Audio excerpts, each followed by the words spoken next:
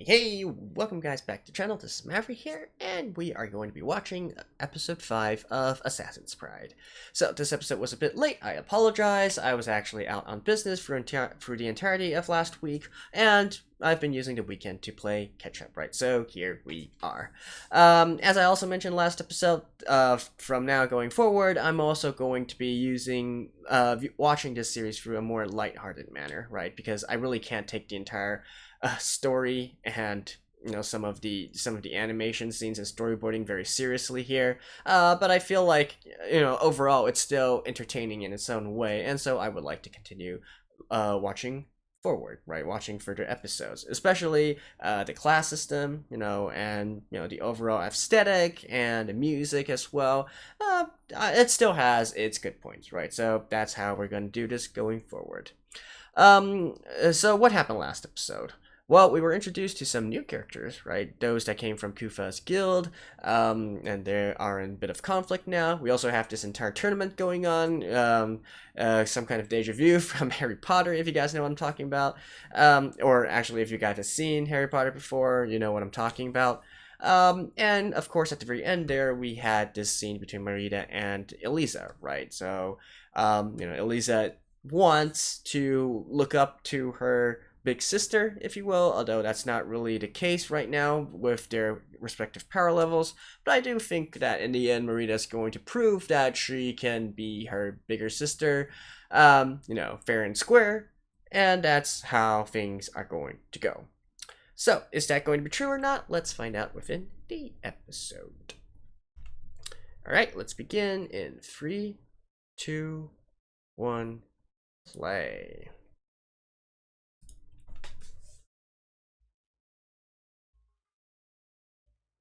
Why do I hear typing sounds?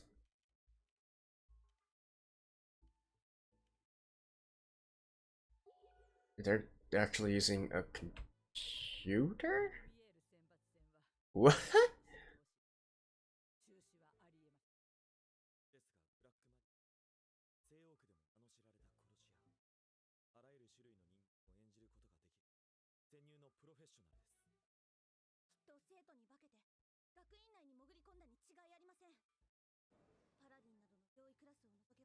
The Joker.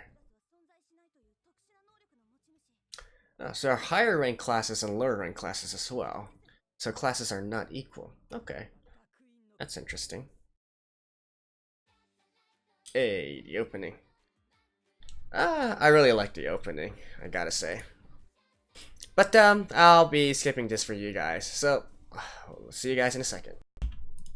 And back.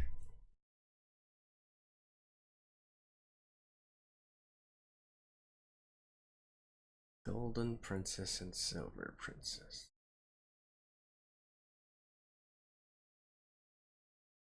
She's been ostracized, I guess. What about her teammates, though?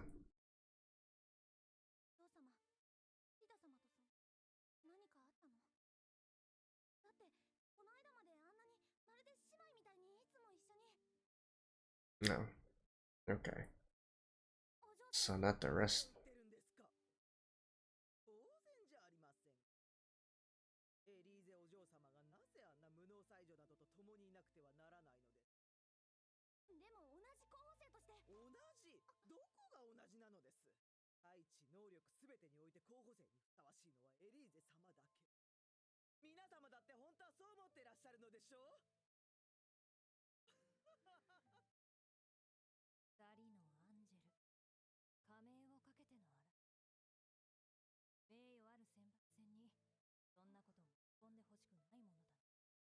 You're here.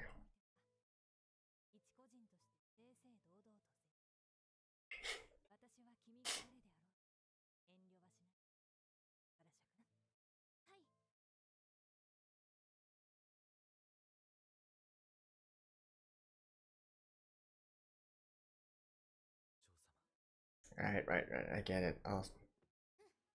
And of course, it's her teammates. That's.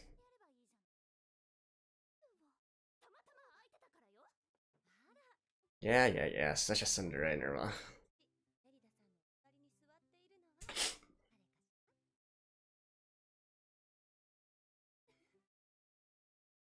I mean, we can see from the opening that it's eventually going to be these four together, right? These three plus Elisa. Oh, actually... okay, never mind.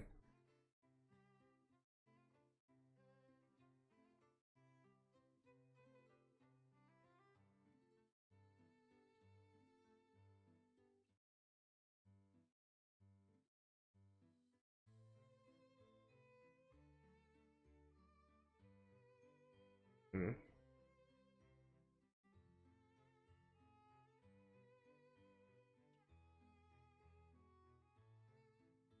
I think they shouldn't translate that as 2 days ago. Well, it should be 1 day before or 2 days before the final match.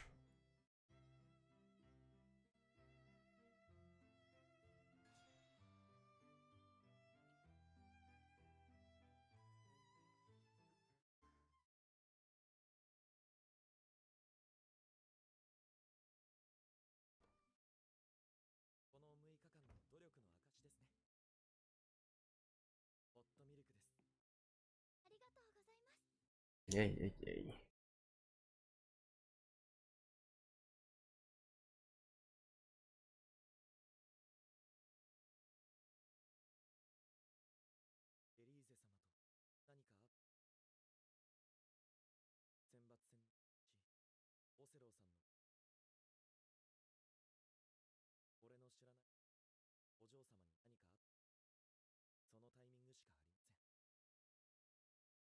Isn't it kind of weird you're asking about it 3 days after it's happened?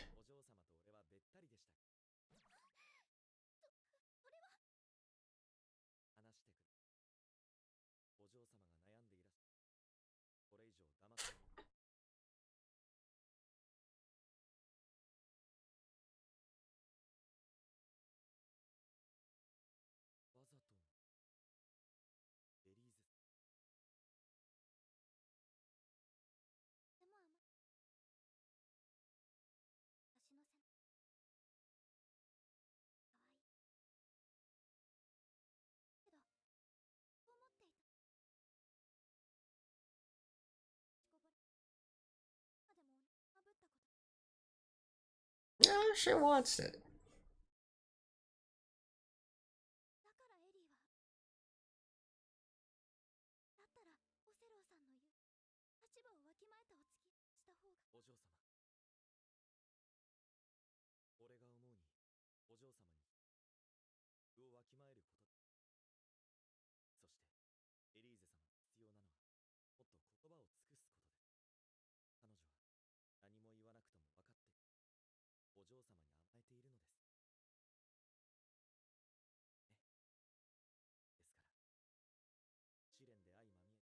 You must go with full force to defeat her.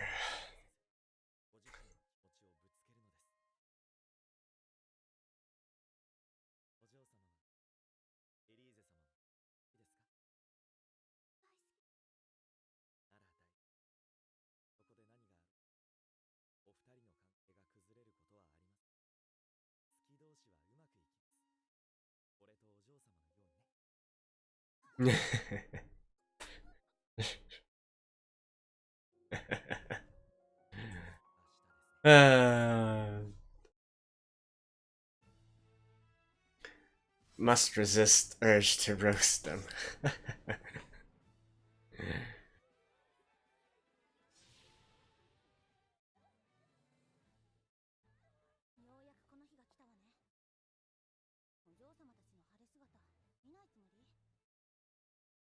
How come there's no other men who are tutors here?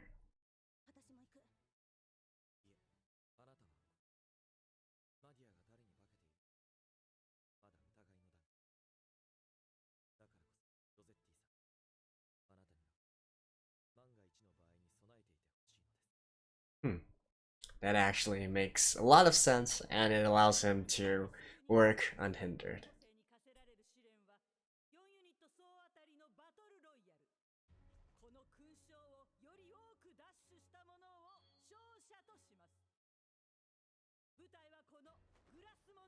ス全域。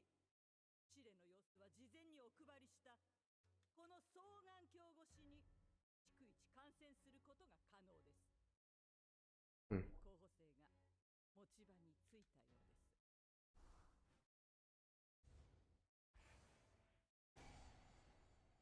So can they see them because this palace is in full glass? And that's why everybody can watch them?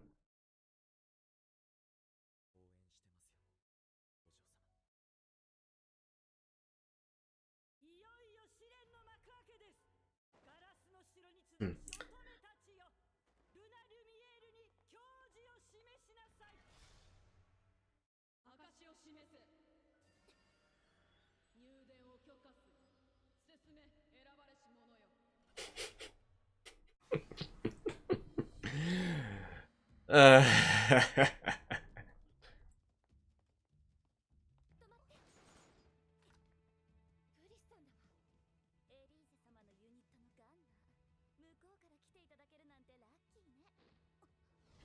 I mean, alright, so it's the first showdown between them. I mean, the first battle is the showdown between them? Ooh.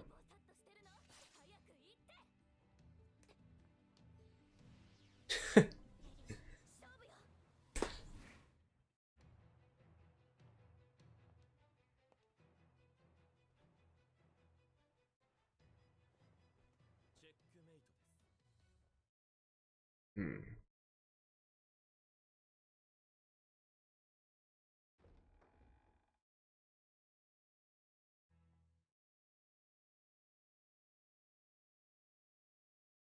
Wait, what? Weren't they just...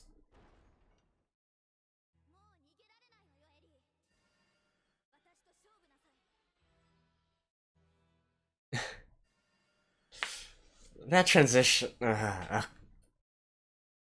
Stay calm, stay calm.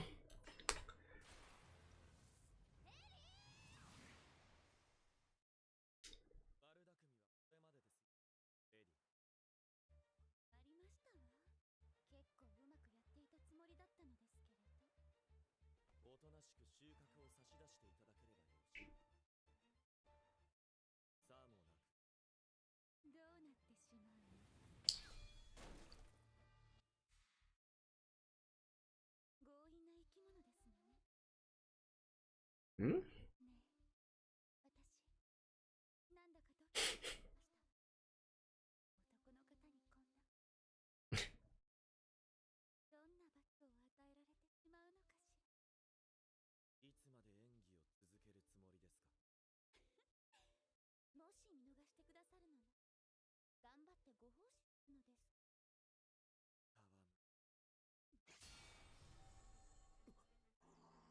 Ooh.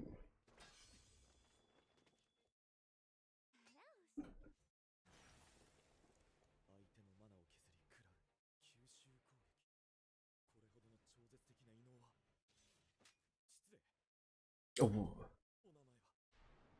私の名はミュール・ラモール、ディアボロスのクラスを追う三大騎士公爵ラモール家の娘です。ディアが模倣できるのはハイクラスの能力のみ。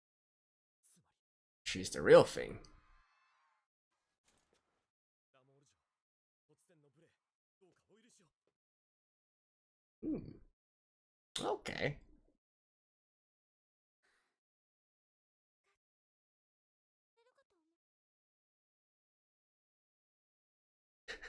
Who is this girl? And what did she get?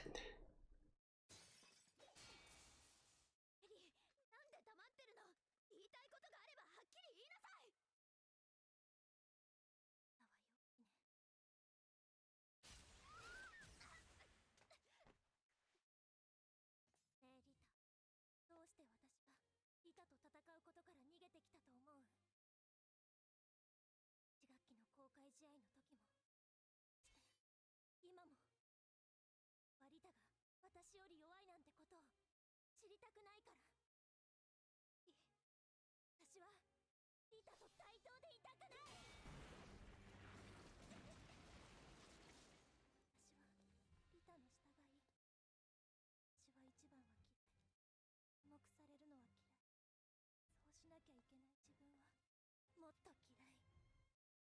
私は2番目がいいの。キラキラと輝く誰か。板の後ろで板に照らされてる私でいたい。 There's sort of like a little sis complex 私がお姉さんぶってたこと。 that pushed you to extreme. これが私の望みなのに。昔も今もずっと私はリタの妹でいたいのに。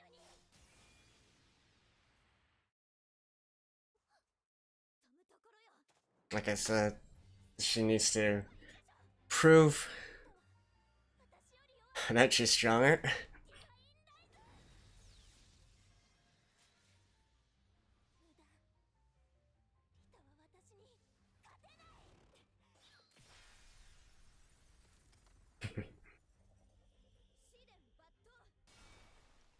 見なさい、エリー。私の方があなたより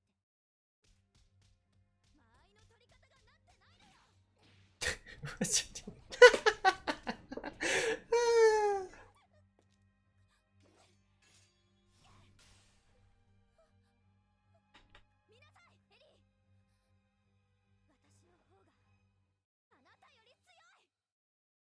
エリーがパラディンだろうと、この先どれだけ強くなろうとも、私はいつだって一歩前にいる。死にたい。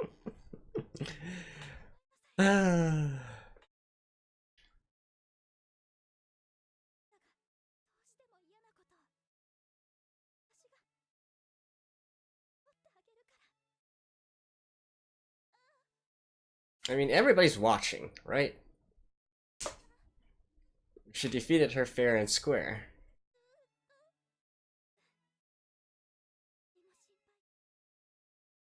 なるほど、見せてもらったわ。メリダ・アンジェ。なんて浅はかな思い違いを。 Oh. 候補生しか入れない。だとしたらマディアはお嬢様。その戦い方。 Yeah. 侍 I was about to say that. Like, how come nobody is watching her skills and saying she's not using paladin class abilities? You would think that they would understand that, right? Or at least somebody has brains here. ど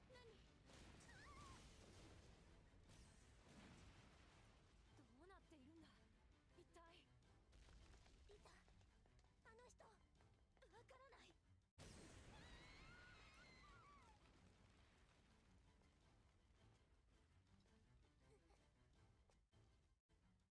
大丈夫よ、エリー。負けたりし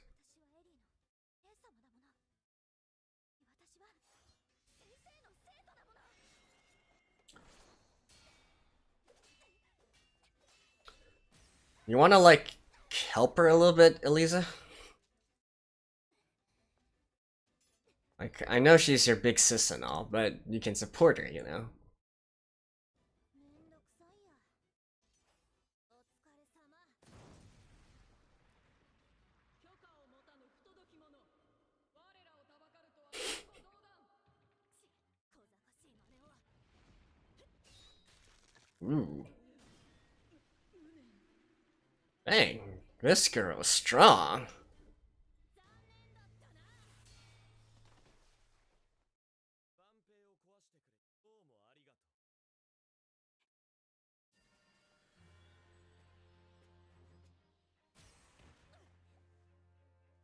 がとう。 Hmm? ほう。なるほど。それがお前の正体というわけか。鬼畜。お前の Wait, 背景。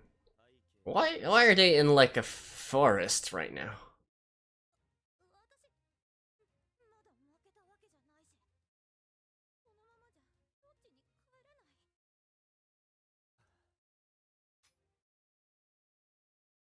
これを親父に。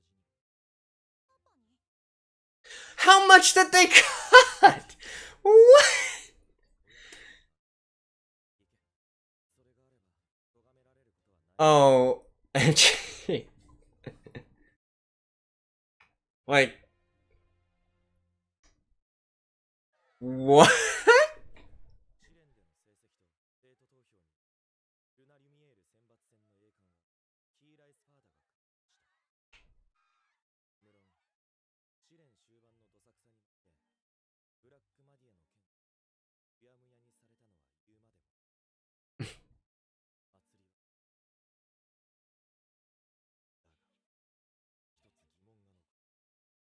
マナ能力者ではないミセス・オス彼女はこの宮殿に入ることがだとしたら誰が彼女を手引きしてステンドグラスのすり替えをさせたのか。 Hmm.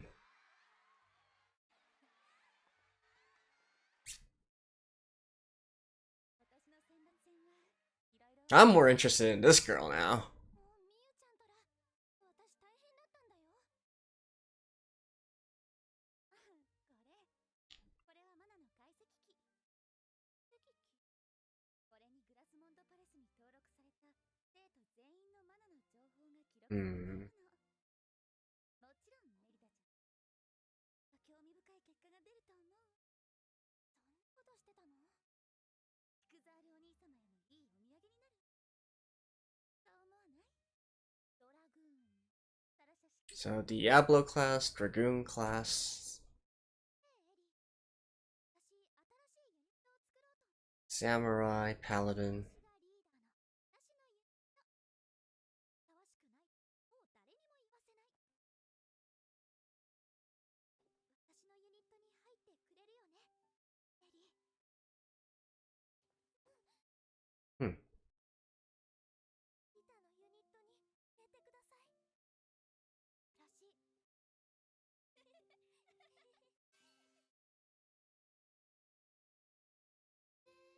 らしい。No.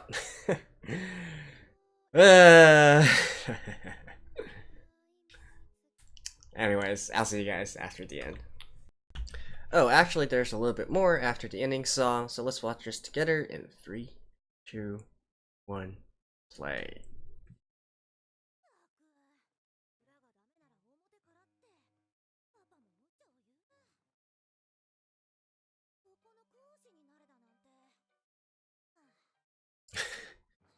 て。Oh. So the Joker is now here as an instructor as well? Alright. Everybody comes to the party. Ooh boy. Well, I said that I wouldn't roast this too much since I'm watching it in more of a lighthearted fashion, but you know, I feel like the actual episode speaks for itself, right? Cutting, you know, it's not even a case with the animation. Like, the animation is acceptable. It's really the case of the storyboarding. Like, what are they doing jumping from scene to scene with no transition in between, right? It's just, I don't know, it's just so ridiculous. But anyways, so no, the episode did pretty much play out the way that I thought it would. I guess they might be trying to get to another big arc or something, and so they want to get through this initial period where Melida isn't really well established yet. So now that she's established herself and she's going to be creating her own crew, in a certain way, that's when the story really starts. It might be that kind of case, so that's why they're rushing through this part. I'll give them the benefit of the doubt for this, right? But still, that's not really a good way to do things.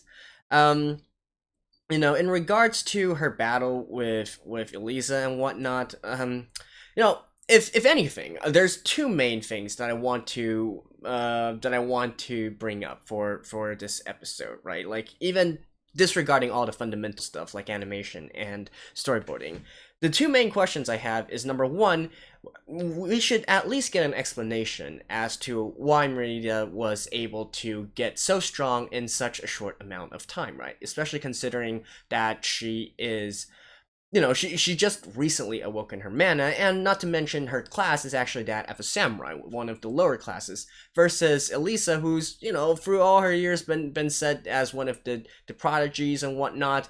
She has really she's really powerful, and not to mention she's an actual paladin, right? So how is it that Melida was able to defeat Elisa so easily, right?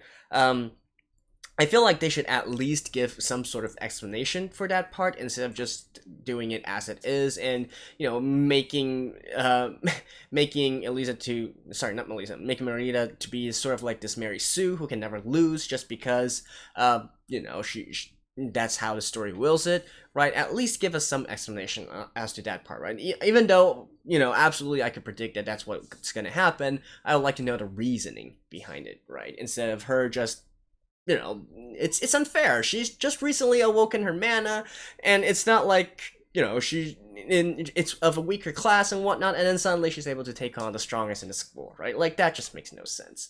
And the second thing that I've been talking about since the beginning, once she actually got her class changed to samurai, and we know that this entire part with her needing to hide her actual class, how come nobody can tell what kind of ability she's using? Right, like even the clown character here was able to see right through and say, hey, you're not actually using paladin moves, you're using samurai moves. And you would think that within this kind of academy where everybody is learning to train in all these various skill sets and whatnot, and with various instructors looking on, there should be more people pointing this out and saying, hey, Merida, you're not actually using any move that is from the paladin class, right? And wouldn't that immediately, make the whole thing be exposed? Like, I don't know. These two things are things that I wish they would have at least given us an explanation of, right? I can, even if they want to jump back and make these abrupt cuts or whatnot, that is fine. At least we're still progressing with the story and whatnot. But these 2 points, I feel like, are really in a sense just halting the story in its steps if left unchecked, and yet we're not given a reasonable explanation as to why that is, right? So that's kind of my point here. And really, well, what are the good things from this episode, right? Let's concentrate on the good stuff. Let's look at it from a more lighthearted manner. I do like how they're using, they're making more and more of this class system be prominent here, and we're learning more and more. And I actually went ahead and checked the wiki on some of the class systems and whatnot, because again, since I'm not really seriously watching this now, I don't want to make this entire. Normally, I would be theory crafting and whatnot, and trying to gather information from the various episodes. Here, I feel like I'm just gonna go directly into it. So, there are, upper classes and lower classes, right? And the upper classes consist of the three, from the three, I guess, noble houses, in a sense. Basically, the Paladin class, the Dragoon class, and the Diablos class, right? So, the Angel family, and then these other two girls that we see come out for this episode. So, these three are the upper classes, and everyone else, and they have, innately, they have the best abilities. They have the best all-around abilities and whatnot. Concerning equal experience and whatnot, the upper classes should always be able to beat one of the lower classes, right? If they go in a straight up head-to-head fight. And so that's kind of what the reason for my question number one, and as to why Merida was able to beat Elisa. Yeah, that's basically what I want to say for now. And the Mio girl, the Diablos girl, I'm definitely putting my eye on her. She seems to possess some very cool abilities, and she has a pretty cool personality as well. At least the kind of personality that I like within these anime characters. So she's calm, collected, or at least she tries to act calm and collected and whatnot, and just has this aura of